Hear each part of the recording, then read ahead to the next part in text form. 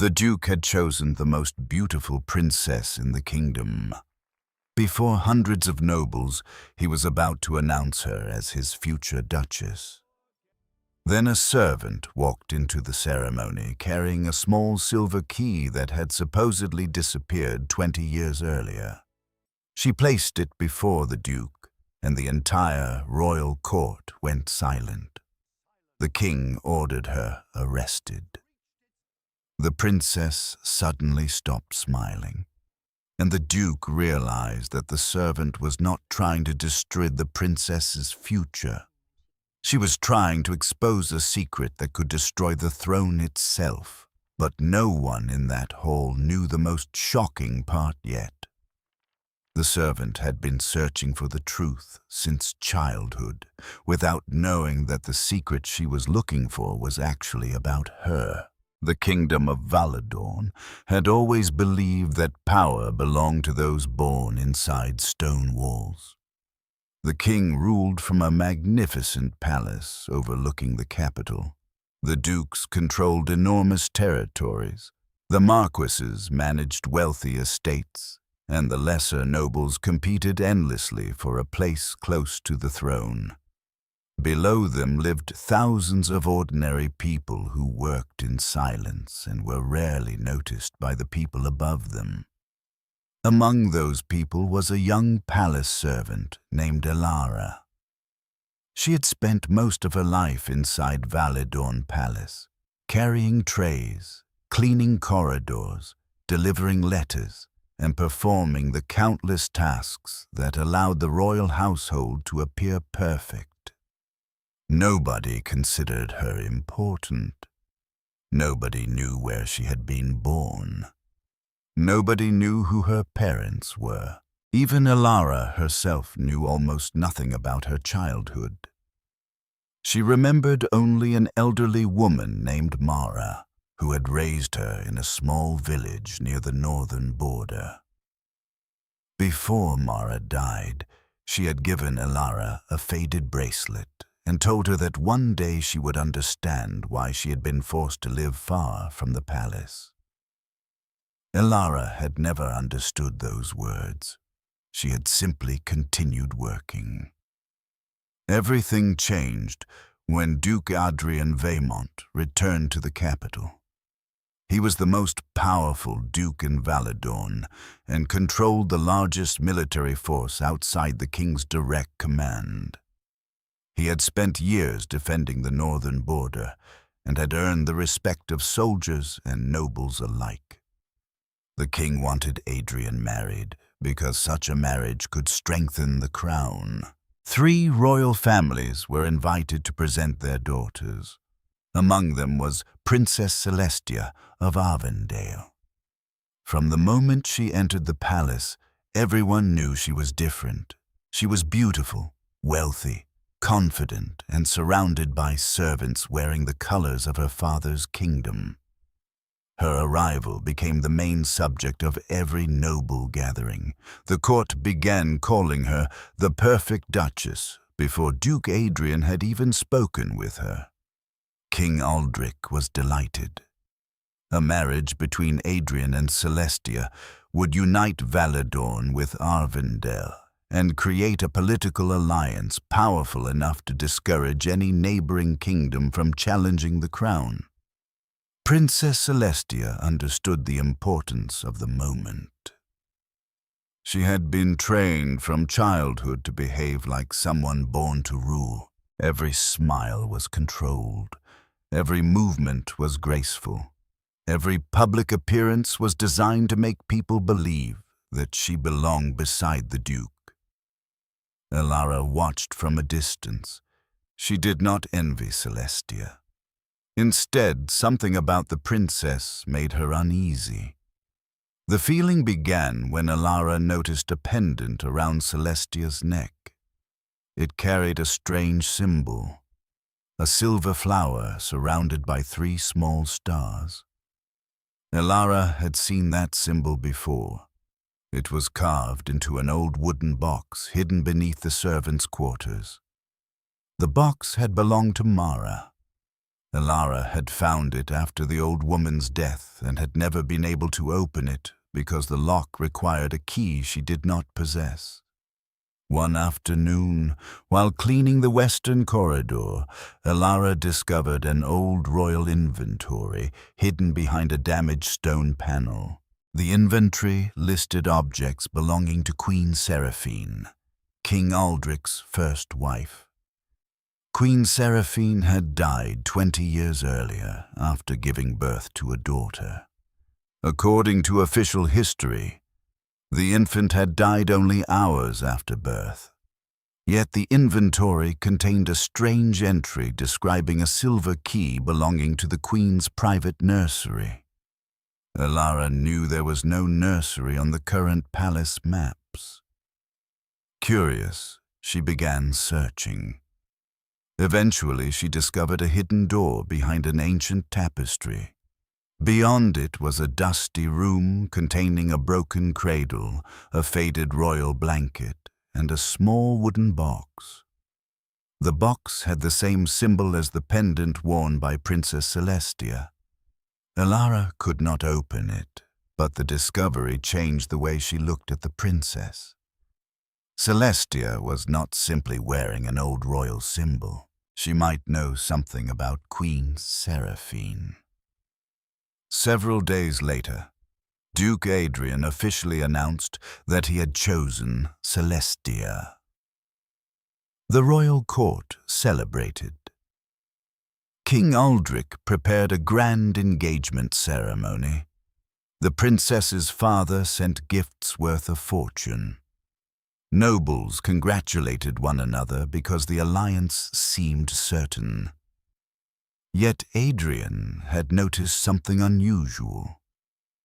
During one of his walks through the palace, he saw Elara standing near the western corridor. She immediately lowered her eyes like every servant was expected to do, but Adrian remembered her face. She was not frightened. She looked as if she were hiding something. The Duke thought little of it until the night before the ceremony. While reviewing old royal records, he discovered a missing page from Queen Seraphine's household register. The missing page contained the name of the servant responsible for the Queen's newborn child. The servant was Mara. Adrian recognized the name because Mara had supposedly died 20 years earlier. But the same afternoon, he saw Elara wearing a bracelet embroidered with the initials of Queen Seraphine. The coincidence was too strange to ignore. Meanwhile, Elara finally found a way to open Mara's wooden box. Inside was a piece of parchment, a faded royal seal, and a small drawing of a baby wearing the same bracelet she had possessed since childhood. The parchment contained only a few readable lines, but one sentence was clear enough to change everything. Queen Seraphine had written that her daughter was alive. Elara stared at the words for a long time. She had spent her entire life believing she was an orphan. Now she wondered whether she had been something else entirely. The next morning, Duke Adrian would publicly confirm his choice of Princess Celestia. Elara knew that if she did nothing, the truth might disappear forever. She also knew that accusing a princess without proof would destroy her own life. So she made a decision. She would wait until the ceremony. She would let the Duke make his choice. Then she would reveal the first piece of evidence. She did not yet know that the Duke's choice would become the very thing that opened the door to the greatest secret in Valadorn's history. The morning of the engagement ceremony began with celebration throughout the capital. Bells rang from the palace towers, merchants decorated their shops, and crowds gathered along the main streets, hoping to see Princess Celestia and Duke Adrian together. Inside the palace, Hundreds of nobles prepared themselves for the ceremony. The great hall was covered with white flowers and golden banners. At the center stood the royal throne, while a long ceremonial table had been prepared for the official announcement. Princess Celestia entered wearing a magnificent silver gown. Her appearance immediately captured every eye in the room. She looked exactly like the woman the court expected to become Duchess. King Aldrich smiled proudly. Queen Marianne, his second wife, watched from beside him with a carefully controlled expression. Duke Adrian stood beneath the royal crest, calm and serious. Elara remained among the servants near the western doors. Hidden beneath her uniform was the parchment from Queen Seraphine's nursery.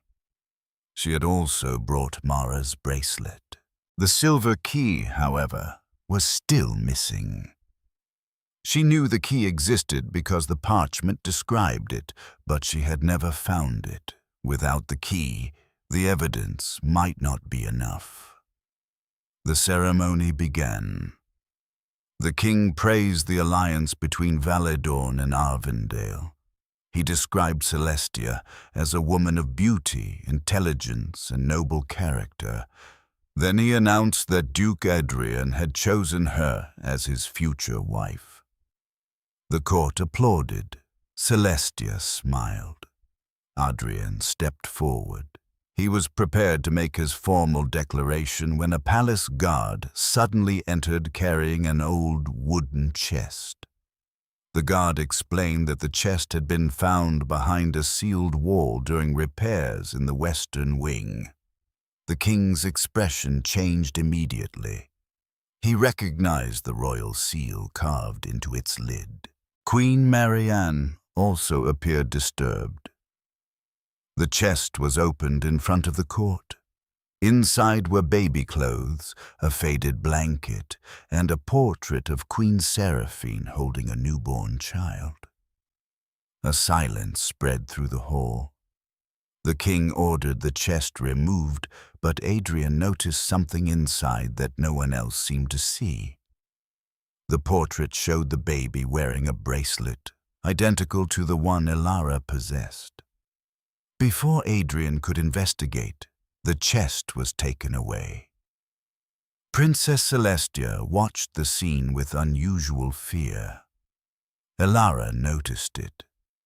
The princess had not been surprised by the chest. She had looked as though she already knew what it contained. Later that afternoon, Adrian secretly searched the western wing. He found the hidden nursery and discovered marks around the old lock. Someone had recently tried to open it. Then he found a letter beneath the broken cradle. The letter had been written by Queen Seraphine. It explained that her newborn daughter had been placed in danger by someone inside the palace. The queen had arranged for a trusted servant to take the baby away through a secret passage. The servant was Mara. Adrian's suspicion grew stronger. He began investigating the official records of Mara's death. The records were suspiciously incomplete. Her death certificate had been signed by the same physician who had declared Queen Seraphine's baby dead. A large payment had been made to the physician immediately afterward. Adrian realized that someone had deliberately created a false history. That evening, he found an unsigned letter waiting inside his chambers. It warned him that the woman he intended to marry was connected to a secret involving the royal family. The letter contained a drawing of a silver key. Adrian followed the instructions and returned to the western wing. There, he found Elara. She had expected him. She placed the parchment before him. The Duke read it and understood why the servant had been watching Princess Celestia. But he still did not know who Elara really was. She led him through the hidden nursery to a stone passage beneath the floor. At the end stood an old metal door.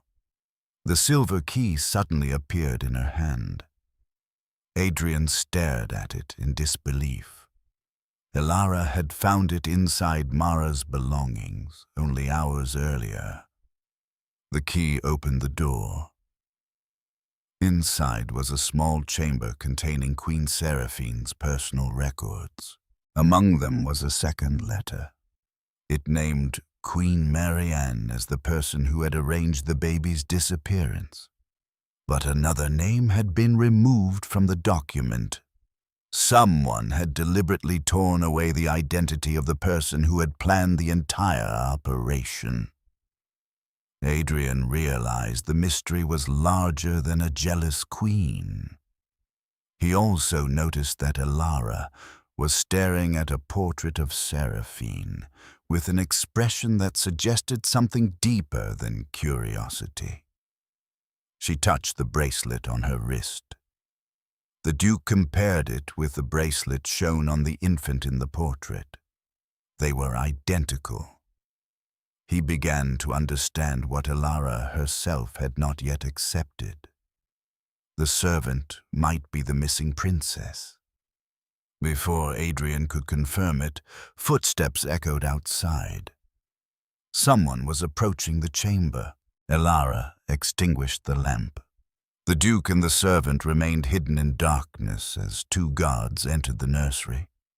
They searched the room and discussed orders to find whoever had been investigating the Queen's old records. The guards eventually left.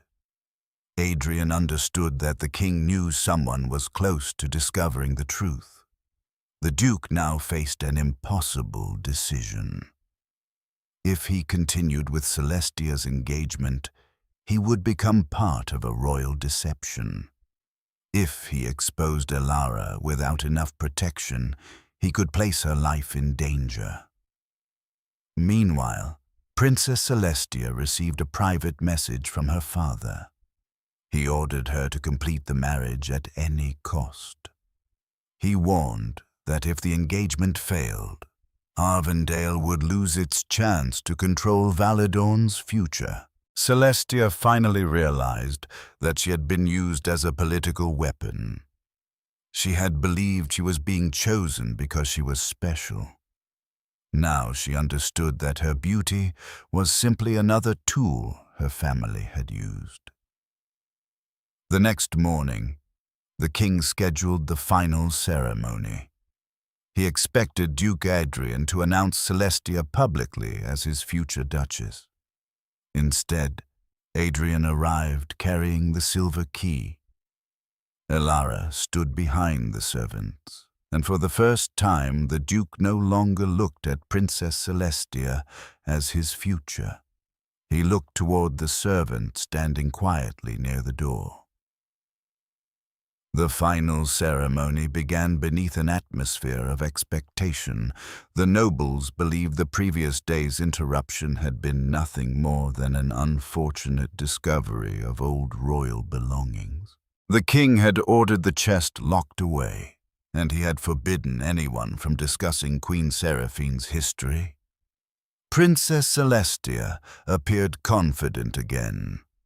Her father had demanded that she secure the marriage immediately. She intended to obey. Yet Duke Adrian had spent the entire night investigating the documents he had discovered. He had compared Queen Seraphine's handwriting with other royal letters. He had examined the medical records from 20 years earlier. He had searched the monastery records connected to Mara. Every piece of evidence pointed toward the same conclusion. The royal child had survived.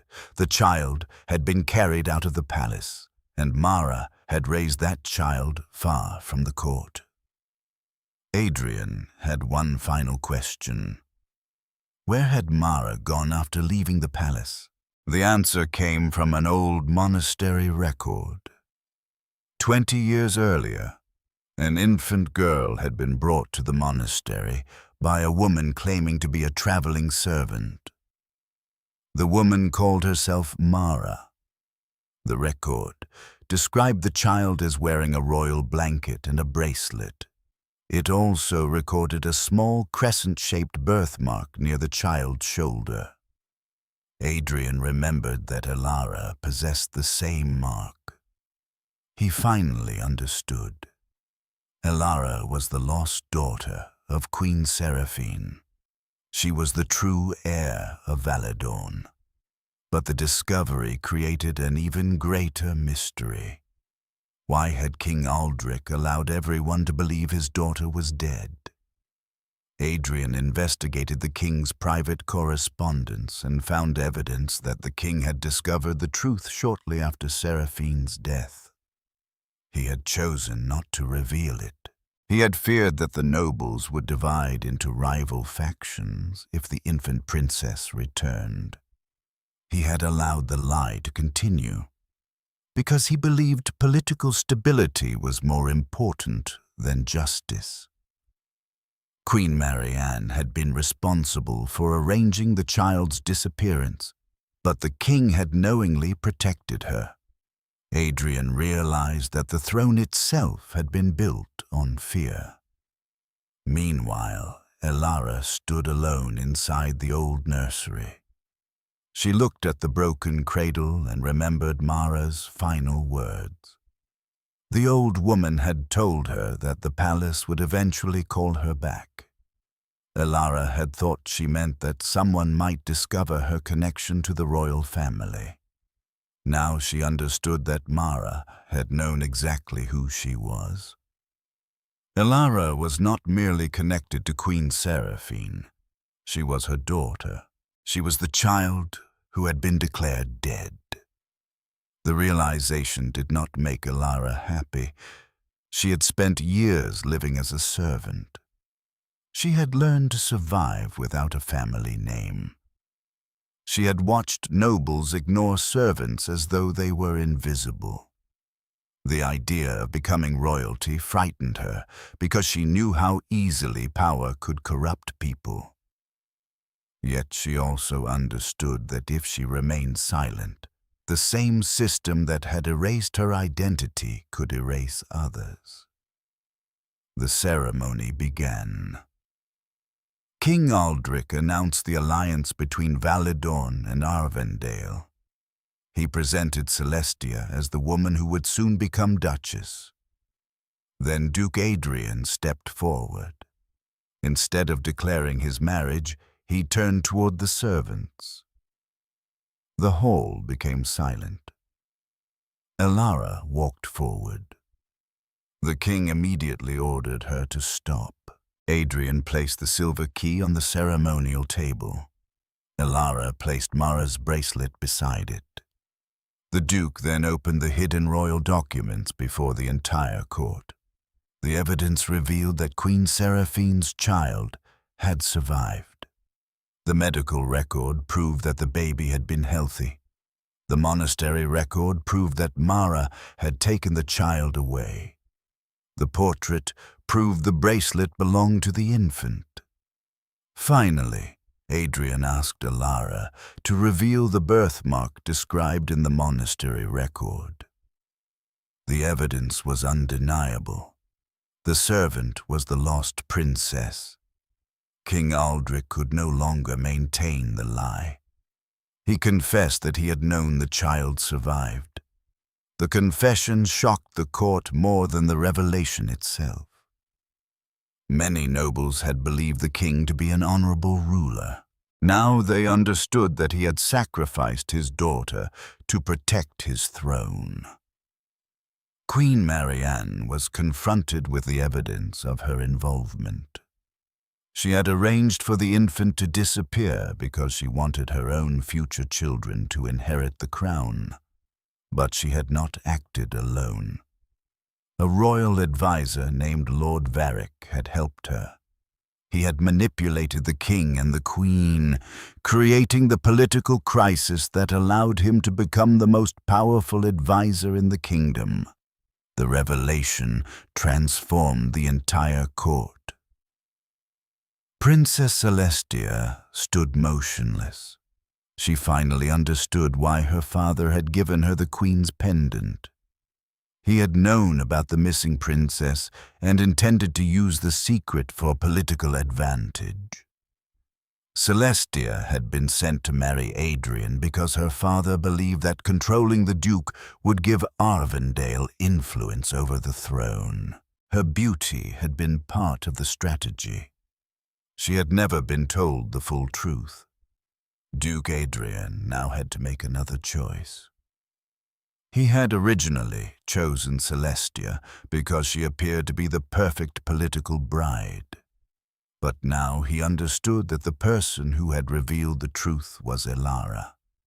She had lived without privilege, searched for justice without knowing what she would gain, and risked everything to protect a kingdom that had never protected her.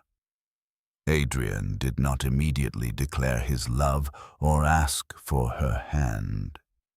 He knew that doing so would make his support appear political.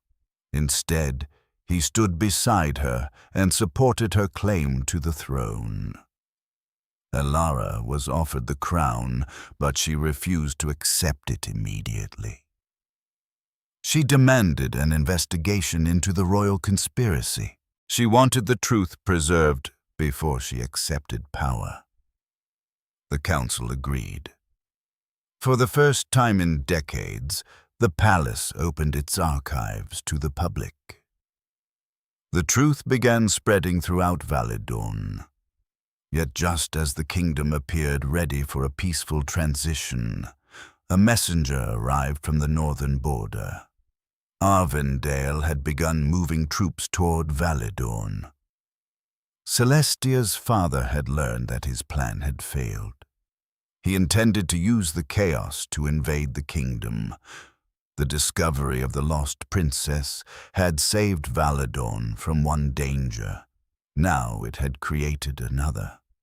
Elara had to decide whether she would become the ruler her kingdom needed or walk away from the throne entirely. The news of the approaching army spread through the capital before sunset.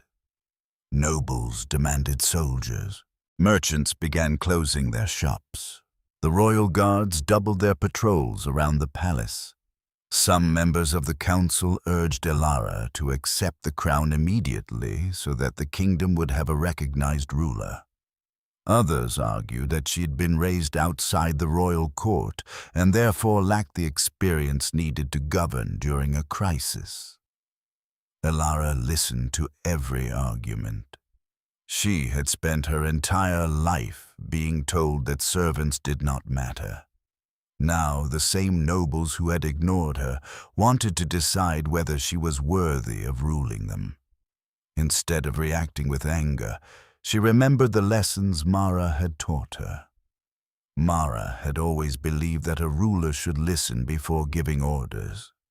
Elara therefore requested reports from farmers, merchants, soldiers, and servants, as well as nobles.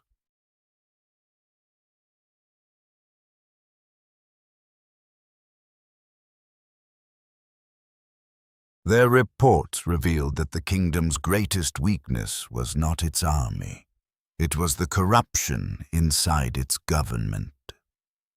Several officials had secretly transferred royal funds to foreign merchants connected to Arvindale. The money had been intended to weaken Validorn's defenses before the invasion. Elara presented the evidence to the council. Lord Varric, the king's most trusted advisor, immediately opposed her. He claimed the documents were forged. He accused the Duke of manipulating the servant girl in order to gain control of the throne. His argument convinced several nobles, but Adrian had already anticipated the attack. He presented financial records proving that Varric had authorized the transfers. The advisor was furious, but he could not explain why his seal appeared on the documents.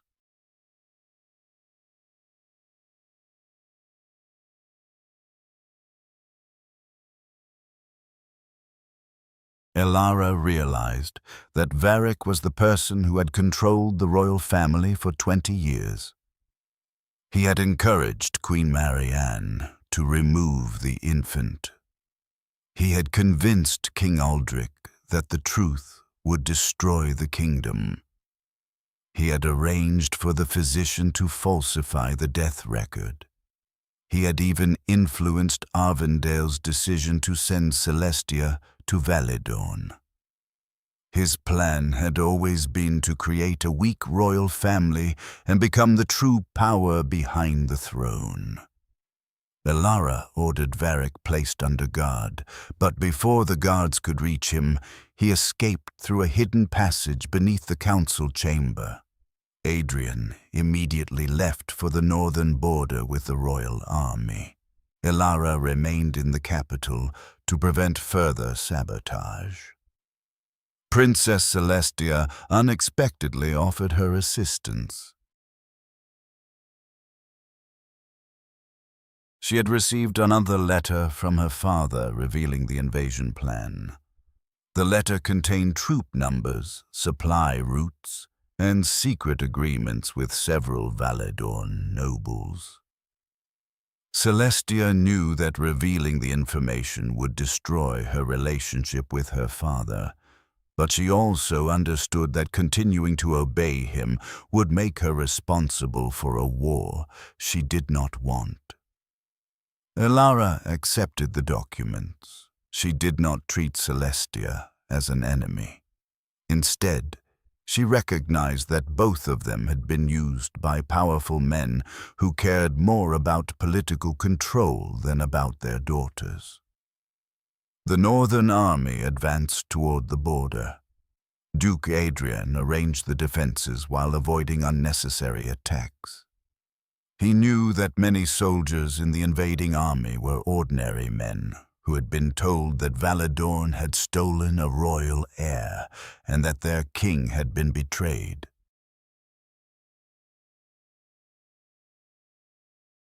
He wanted them to understand the truth before blood was spilled. Messengers carried copies of Queen Seraphine's documents to the opposing commanders. Several enemy officers refused to continue the invasion. They had no desire to fight once they learned that the conflict had been created by political manipulation. Arvindale's army began to divide. The invasion collapsed without the massive battle everyone had feared. Duke Adrian returned to the capital with his soldiers. The people celebrated, but Elara knew the kingdom's problems were not finished. The council formally offered her the crown. This time she accepted, but she placed conditions upon her coronation. The monarch would no longer possess unlimited authority. Royal records would be preserved. Servants would have legal protection against abuse by nobles.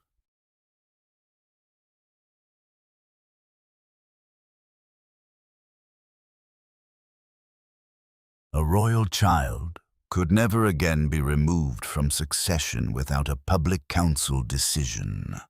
Government spending would be recorded openly, and the royal court would no longer be allowed to imprison people simply because they knew an inconvenient truth. The reforms shocked the nobility. Some resisted fiercely. Yet the people supported Elara. They had seen what happened when power was allowed to operate in darkness. Elara was crowned Queen of Valedorn in a ceremony attended by nobles and common citizens alike. She wore a simple crown rather than the enormous ceremonial crown of her ancestors. She refused to erase her former identity. The brown servant's dress she had worn for years was placed in the royal archive as a symbol of the truth that had saved the kingdom.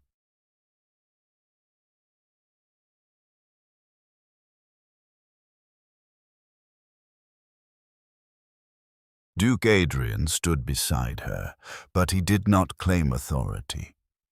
He accepted the role of protector of the realm and commander of its armies.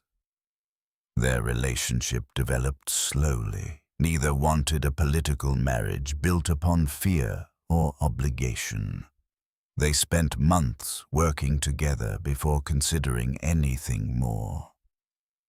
Celestia returned to Arvindale after her father's political influence collapsed. Before leaving, she gave Elara the pendant bearing Queen Seraphine's symbol. She had learned that the pendant had been stolen from the palace years earlier and passed secretly through several royal families. Elara placed it beside her mother's portrait. For the first time, the symbol no longer represented a mystery. It represented the truth. Yet one question remained. Who had originally ordered Queen Seraphine's daughter to disappear?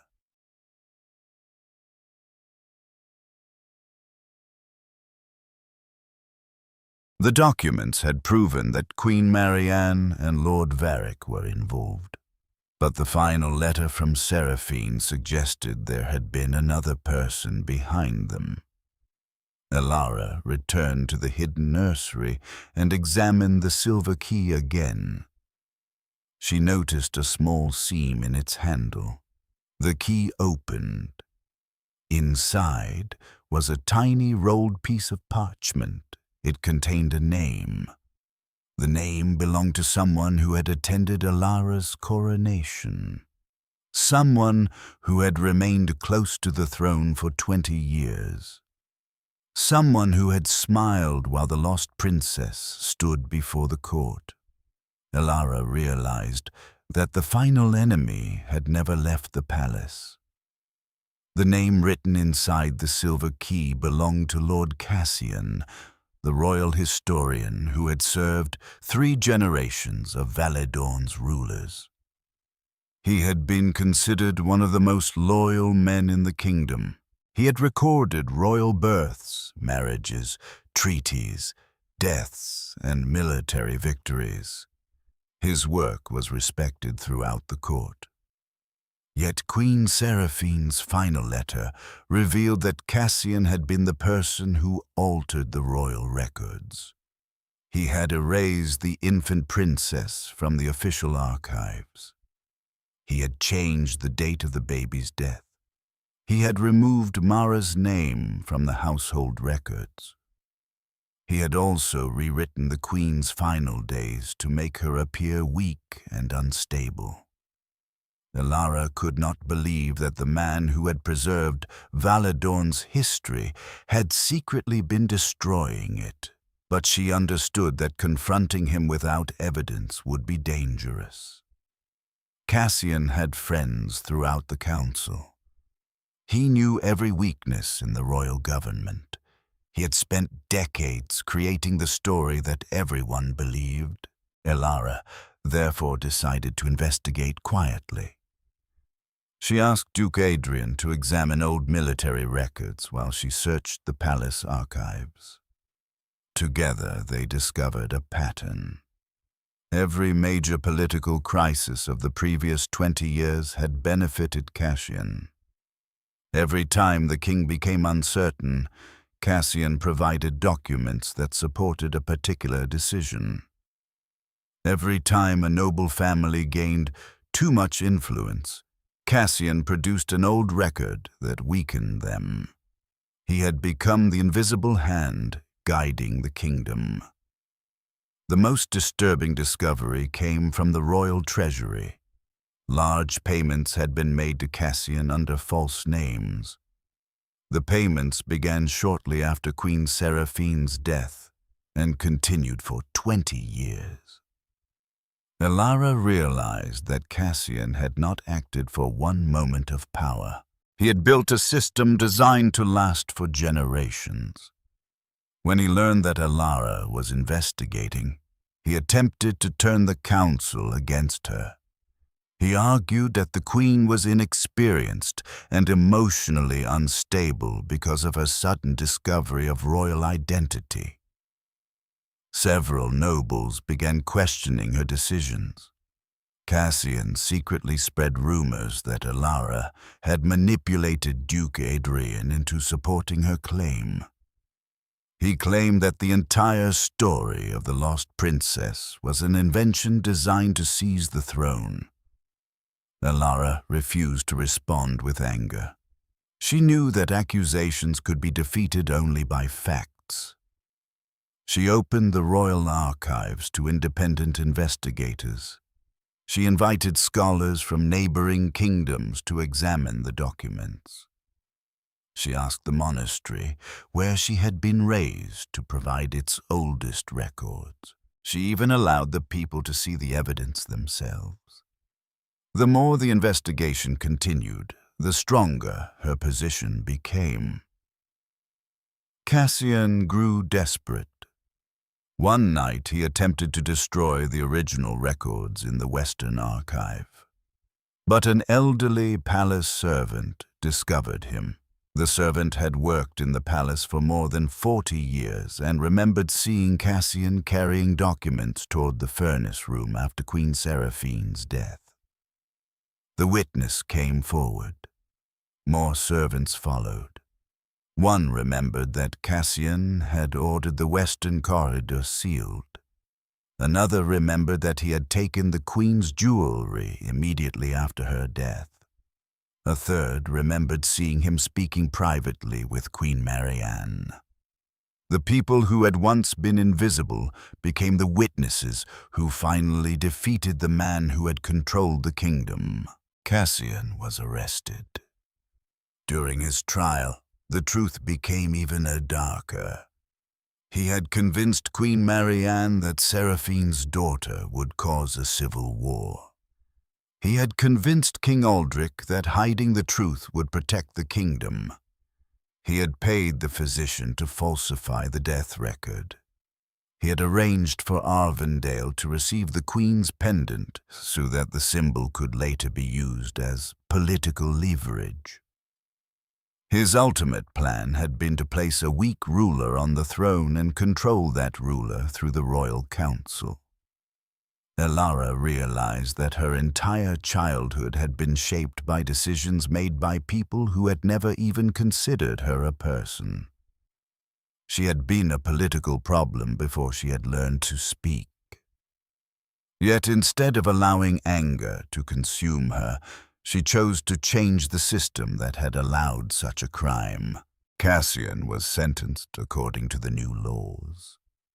The old royal council was dissolved and replaced by a representative council containing nobles, military leaders, scholars, merchants, and citizens. The reform was difficult, but it slowly transformed Valadorn. Elara also changed the palace itself. The servants' quarters were renovated. Workers received fair wages and legal protection. Several servants were promoted into administrative positions. The forgotten Western Wing became a public library and school. The old nursery became a memorial room dedicated to Queen Seraphine. At its center stood the broken cradle. Beside it was a simple plaque describing the truth of the lost princess. Elara never allowed the room to become a place of hatred. She wanted it to remind future generations that power without accountability could destroy even the people closest to the throne. Duke Adrian remained by her side throughout the reforms. Their friendship gradually became something deeper, but neither rushed toward marriage. Adrian respected Elara's independence. Elara trusted Adrian because he had chosen to protect the truth, even when doing so threatened his own political future. Eventually, he asked for her hand privately. He did not offer her another alliance. He offered her a partnership. Elara accepted.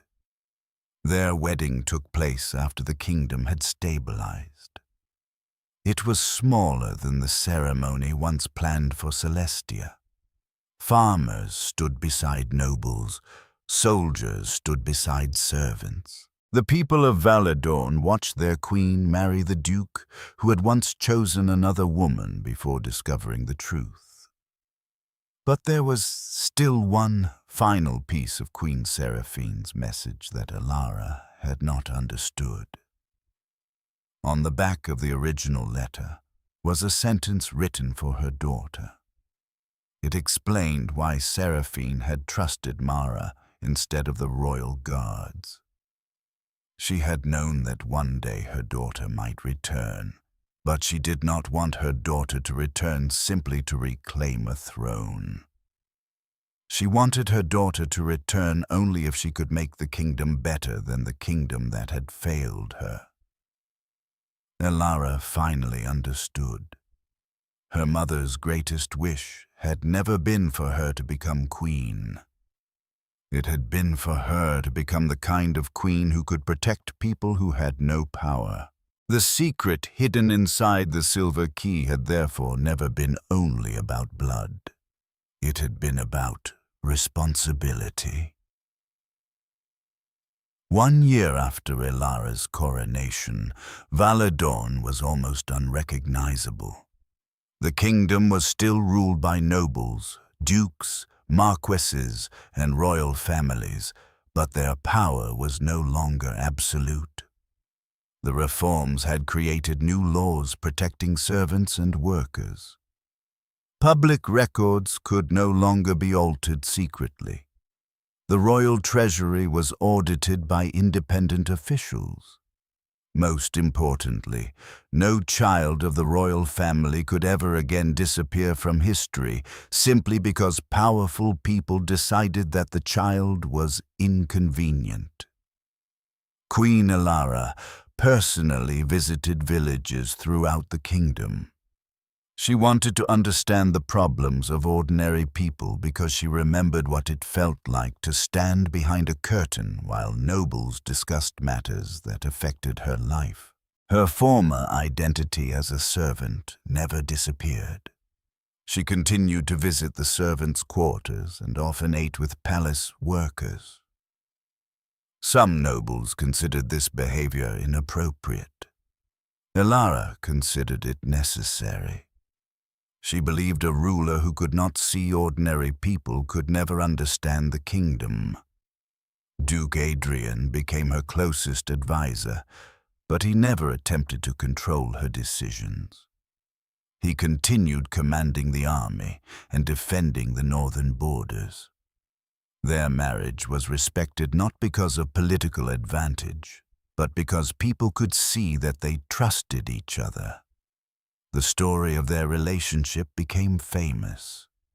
Everyone remembered that Adrian had once chosen Princess Celestia. She had been beautiful, wealthy, and politically powerful. At the time, the Duke believed she was the perfect woman for his future. Yet the woman he eventually married had been a servant standing at the edge of the room. Some people misunderstood the story and believed Adrian had changed his choice because Elara turned out to be a princess. But the truth was different. Adrian had begun respecting Elara before he knew her bloodline. He had noticed that she remained calm when powerful people threatened her. He had seen that she searched for truth, even when the truth could destroy her own life. He had watched her protect Celestia even after discovering that the princess was connected to the political plan against her. Those qualities had convinced him that Elara was worthy of trust. Her royal blood only explained why her existence mattered to the kingdom. It did not explain why he chose her. Several years later, Princess Celestia returned to Valadon. She had rejected her father's political ambitions and established schools throughout Arvendale. She had learned from her own experience that beauty could open doors but could not create trust. Elara welcomed her without resentment. The two women had once stood on opposite sides of a royal marriage. One had been celebrated as the perfect princess. The other had been ignored as a servant. In the end, both had discovered that their families had tried to use them for political purposes. Their friendship became an unexpected symbol of reconciliation between Valadorn and Arvindale. King Aldrich lived quietly after surrendering the throne. He eventually visited the memorial room dedicated to Queen Seraphine. He stood before the broken cradle and saw the daughter he had abandoned, now ruling the kingdom. He could never undo the damage he had caused. Elara never pretended otherwise, but she eventually forgave him. She did not forgive him because his actions had been acceptable. She forgave him because she refused to let his fear control the rest of her life. Queen Marianne remained imprisoned according to the law. Lord Cassian died years later without receiving the influence he had spent decades seeking. His name was removed from the list of honored royal historians and replaced by a simple record describing his crimes. The physician who had falsified the death certificate confessed everything before his death. The truth of Queen Seraphine's final days was finally restored to the history books. But Elara believed the most important victory was not the restoration of her name. It was the change in how people looked at those who stood beneath them. Servants became more respected. Children from poor families received education. Workers gained legal protections. The palace doors that had once separated nobles from ordinary people were opened more often. And the old western corridor, once forgotten and feared, became one of the most visited places in the kingdom. Inside the memorial room stood the silver key. It was displayed beside Queen Seraphine's portrait, the bracelet Elara had worn as a child, and the brown servant's dress she had worn on the day she revealed the truth. Visitors often asked why the queen preserved that dress. The answer was simple. Elara wanted every generation to remember that a person's value did not begin when a crown was placed on their head. She had been valuable before she knew her name. She had been valuable when she carried trays through the palace. She had been valuable when nobody listened to her. The crown had not created her worth. It had only given her the power to use what she already possessed. One evening, many years after the original engagement ceremony, Elara and Adrian walked through the western wing together. The old nursery had become a peaceful library filled with children. Sunlight passed through the windows and illuminated the place where the broken cradle had once stood. Adrian looked toward the silver key displayed behind glass. The key had started everything. Without it, the truth might have remained buried. But Elara knew that the key alone had not saved the kingdom. Someone had needed the courage to use it. She remembered the day she had entered the engagement ceremony wearing a servant's dress. Everyone had looked at Celestia because she was beautiful. Everyone had looked at Adrian because he was powerful. Almost nobody had looked at Elara, yet she had walked forward anyway. That moment had changed the kingdom. The Duke had chosen a beautiful princess because he believed she represented the future he needed. Then a servant revealed a secret that forced him to reconsider everything he believed about power, loyalty, and nobility. In the end, he did not choose Elara because she was secretly a princess. He chose her because he discovered the person she had become while living as a servant. That was the true twist hidden inside the story. The secret was not merely that the servant possessed royal blood. The greater secret was that she had already possessed the qualities of a great ruler long before anyone knew her identity.